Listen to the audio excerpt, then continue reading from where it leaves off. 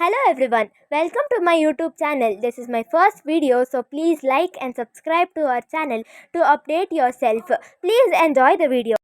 ಈ ದಿನ ಅರಿಶಿನ ಕೊಂಬುಗಳಿಂದ ಮನೆಯಲ್ಲಿಯೇ ತಾಜಾ ಅರಿಶಿನ ಪುಡಿಯನ್ನು ಹೇಗೆ ತಯಾರಿಸಬೇಕೆಂದು ನಾವು ನಿಮಗೆ ತಿಳಿಸುತ್ತೇವೆ.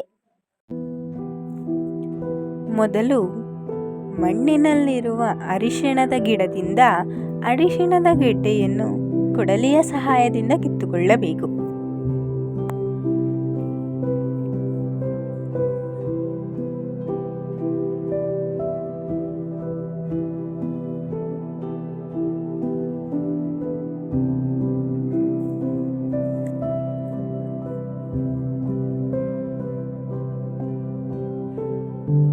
ನಂತರ ಗೆಡ್ಡೆಗೆ ಅಂಟಿರುವ ಮಣ್ಣನ್ನು ತೊಳೆಯಲು ಗೆಡ್ಡೆಗಳನ್ನು 1-2 ಗಂಟೆಗಳ ಕಾಲ ನೀರಿನಲ್ಲಿ ನೆನೆಸಿ ಸ್ವಚ್ಛವಾಗುವವರೆಗೂ ತೊಳೆಯಬೇಕು.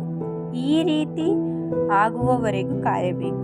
ಈ ರೀತಿ ಆದ ಮೇಲೆ ಒಂದು ಪಾತ್ರೆಯನ್ನು ತೆಗೆದುಕೊಂಡು ನೀರಿನಲ್ಲಿ ಆ ಗೆಡ್ಡೆಯನ್ನು ಹಾಕಿ ಅರಿಶಿಣದ ಬಣ್ಣ ಚೆನ್ನಾಗಿ ಬರುವವರೆಗೂ ಬೇಯಿಸಬೇಕು.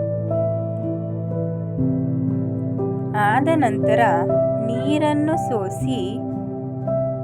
ಆ ನೀರನ್ನು ಸೋಸಿ ಗೆಡ್ಡೆಗಳನ್ನು ಸಣ್ಣದಾಗಿ ಕತ್ತರಿಸಿ ಬಿಸಿಲಿನಲ್ಲಿ ಒಣಗಿಸಬೇಕು.